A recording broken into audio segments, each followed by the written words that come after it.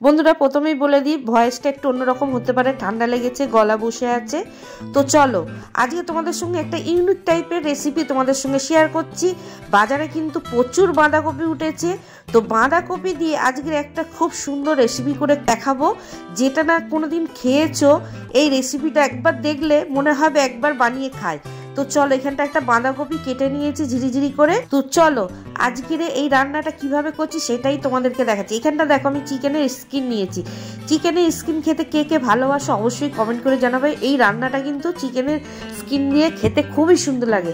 তো এখানটা আগে থাকতে একটা কড়া বসিয়ে দিয়েছি, এর মধ্যে অল্প সামান্য একটু জল দিয়ে দিয়েছি। তারপরে এখানটা বাঁধাকপিগুলো দিয়ে দিলাম, একটু হালকা বয়েল করে নেবো। তোমরা চাইলে বাঁধাকপিটা না বয়েল করেও করতে পারো, আমি একটু বয়েল করেই রান্না করছি। তো এখানটা বাঁধাকপিটা হালকাভাবে ভাপিয়ে নিলাম, নিয়ে এবার এটাকে জল ঝরিয়ে নেবো। তো বাঁধাকপিটা ভাপানো হয়ে গেছে, জল ঝরাতে দিয়েছি। এখানটা কড়ার মধ্যে একটু সর্ষের তেল দিয়ে দিয়েছি, দিয়ে এখানটা ডুমো ডুমো করে আলু কেটে রেখেছিলাম, সেই আলুটাকে একটু ভেজে নেবো। একটু নুন হলুদ দিয়েছি, দিয়ে এখানটা ভালো করে আলুগুলোকে লাল লাল করে ভেজে নিলাম। এটা ভেজে তুলে নিলাম।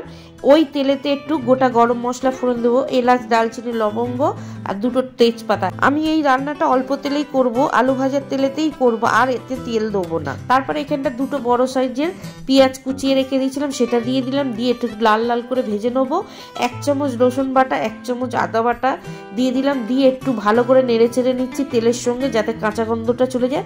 এবার কিছু মশলা দিয়ে দিচ্ছি, জিরে গুঁড়ো, ধনে গুঁড়ো দিয়ে দেবো, এখানটা লঙ্কা গুঁড়ো 2 চামচ দিয়ে এখানটায় দিয়ে দিচ্ছি। এবারে হলুদ পরিমাণ মতন, সমস্ত মশলা দিয়ে দিলাম, দিয়ে এখানটা একটা বড় সাইজের টমেটো কুচানো সেটাও দিয়ে দিলাম, দিয়ে ভালো করে মশলার সঙ্গে এবার কষিয়ে নিচ্ছি।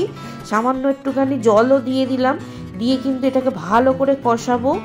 তো এখানটা স্বাদ অনুযায়ী একটু নুন দিয়ে দিলাম। আর দেখো কষানোর পরে মশলা দিয়ে অনেকটা তেল বেরিয়ে আসছে। তো এখানটা ভালো করে কষিয়ে নিচ্ছি, আবার নেড়ে চেড়ে। তারপরে দিয়ে দেবো এখানটায় যে স্কিনগুলোকে আমি দেখালাম, একটু ছোট ছোট পিস করে কেটে নিয়েছি, কেটে ভালো করে ধুয়ে জল ঝরিয়ে নিয়েছি। দিয়ে এবারে এই স্কিনগুলোকে ভালো করে মশলার সঙ্গে কষিয়ে নেবো। একদম গ্যাসটাকে মিডিয়ামে দিয়ে কষাতে হবে। এই রান্নাটায় কিন্তু একটুও জল দেবো না, কেন মুরগির এই স্কিন থেকেও জল বেরাবে আর বাঁধাকপিতেও কিন্তু জল বেরায়, যার জন্য কিন্তু আমি ভাপিয়ে নিয়েছি। তো দেখো স্কিনগুলো দিয়ে ভালো করে কষিয়ে নেওয়ার পরে ভেজে রাখা আলুগুলোও দিয়ে দিলাম, দিয়ে এটার সঙ্গেও ভালো করে কষিয়ে নিলাম।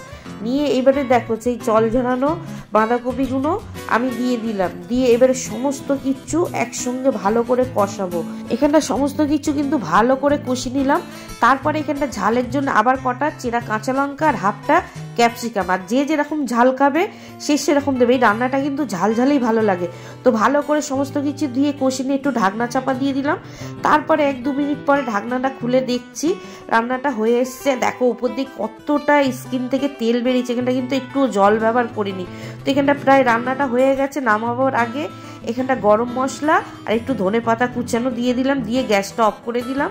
তবে দেখো একটু মিশিয়ে নিলাম ভালো করে, নিয়ে এবারে এটাকে সাইড করে ঢাকনা চাপা দিয়ে রেখে দেবো। তারপর তোমার রান্নাটা কমপ্লিট হয়ে গেছে। তো এর সঙ্গে গরম গরম খাবার জন্য রুটি বানিয়ে নেবো। আগে থাকতে আটা মেখে রেখে দিয়েছিলাম, সেটা এবারে রুটিগুলো বেলে নিচ্ছি, নিয়ে এখানটা তাওয়ায় ফেলে রুটিগুলোকে বানিয়ে নেবো। তো এখানটা দেখো এখানটা সেকা হয়ে গেছে, এবারে নেটে ফেলে একটু সেঁকে নিলাম। তো রুটিগুলো আমি পুরোপুরি সব কটা একসঙ্গে বানিয়ে নিলাম। এবার এখানটা পরিবেশন করবো। তো এখানটা তো রুটিগুলো বানানো হয়ে গেছে, এখানটা একটা পাত্র নিয়েছি, পরিবেশন করব। এই যে এখানটা চিকেনের স্কিনের যে তরকারিটা করে রেখে দিয়েছিলাম সেটা নিয়ে নিলাম, নিয়ে এখানটা গরম গরম রুটিও নিয়ে নিলাম, নিয়ে এবারে এখানটা খাওয়া শুরু করে দেবো। আমি তার লোভ সামলাতে পারছি না, নিয়ে কিন্তু খেতে বসে গেলাম। তরকারিটা এত সুন্দর দেখতে হচ্ছে, এত সুন্দর টেস্টি, তরকারিটা না খেলে কিন্তু তোমরা বুঝতেই পারবে না। যারা না বাঁধাকপি খেতে ভালোবাসো, স্কিন কখনো যদি না খেয়ে থাকো, একবার হলে এই রেসিপিটা এইরকম ভাবে চিকেনের স্কিন দিয়ে রান্না করে খেয়ে দেখবে, খেয়ে বলবে কেমন হয়েছে। অসাধারণ হয়েছিল, সেই স্বাদ, সেই স্বাদ, এক কথায় ওয়াও। তা বন্ধুরা দেখতেই পেলে কত সুন্দর হয়েছে। তো বাঁধাকপিটা তো